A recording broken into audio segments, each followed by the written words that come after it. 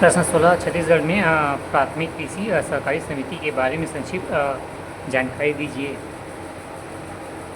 उत्तर भारत में छत्तीसगढ़ में सहकारी बैंकों की संरचना त्रिस्तरीय है, जिसमें राज्य सहकारी बैंक एवं केंद्रीय जिला बैंक एवं प्राथमिक कृषि सहकारी समितियां होती है। प्राथमिक कृषि सहकारी समिति की स्थापना ग्रामीण क्षेत्रों में 10 या 10 से अधिक लोगों द्वारा मिलकर किया जाता है, जिसमें शामिल सदस्यों द्वारा एक निर्धारित तालिका होती है। ये समितियाँ अपने सदस्यों के लघु सीमांत कृषक, श्रमिकों इत्यादि को सस्ते दरों पर ब्याज उपलब्ध कराने का कार्य करते हैं। इसके कुछ सदस्य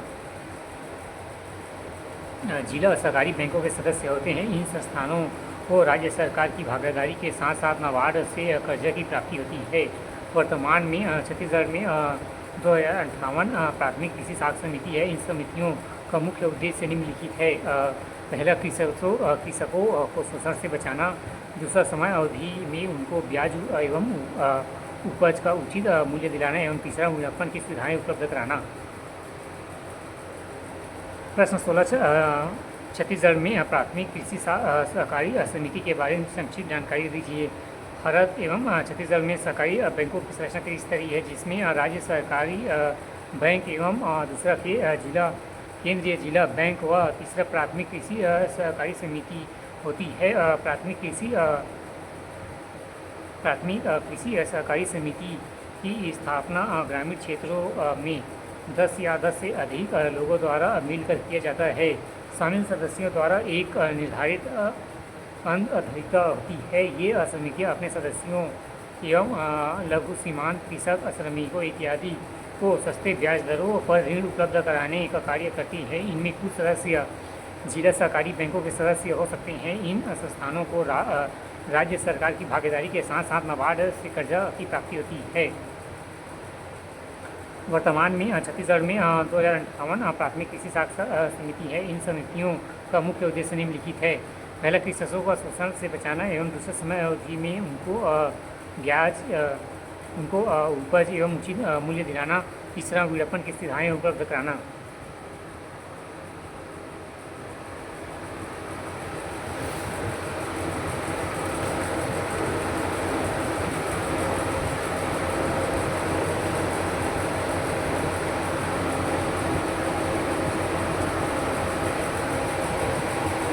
प्रश्न 17 भारत सरकार के गरीबी उन्मूलन कार्यक्रम का मूल्यांकन कीजिए। उत्तर प्रश्न 17 भारत के गरीबी उन्मूलन कार्यक्रम के मूल्यांकन कीजिए। उत्तर नीति आयोग के अनुसार एक व्यक्ति अपने भोजन, आवास, वस्त्र, शिक्षा एवं बेहतर स्वास्थ्य प्राप्त करने के अक्षम है तो वह निर्धन है।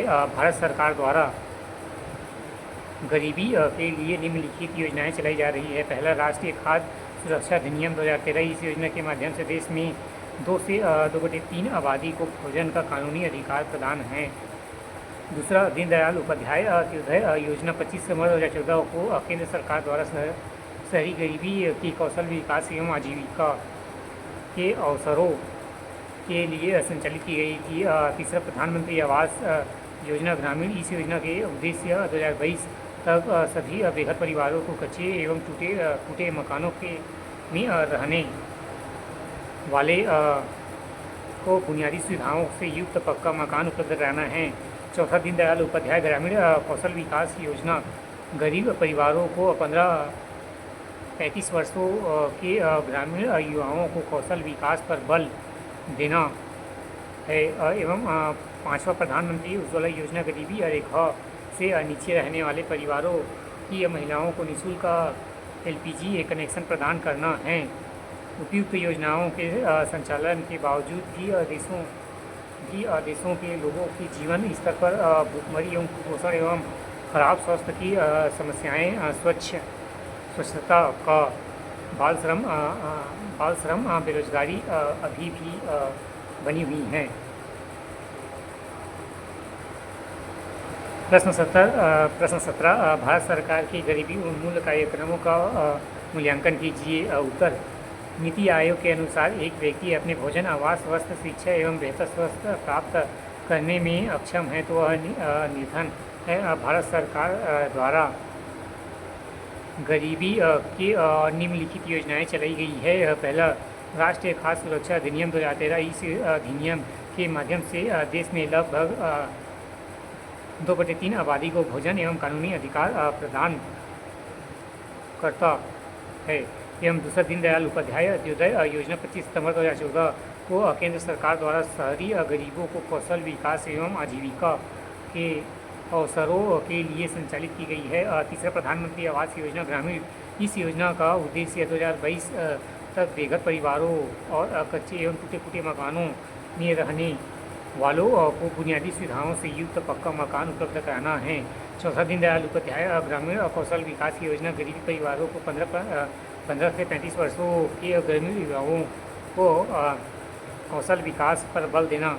एवं पाँचवा, प्रधानमंत्री उज्ज्वला योजना गरीबी रेखा के नीचे रहने वाले परिवारों की महिलाओं को निःशुल्क LPG कनेक्शन प्रदान करना है।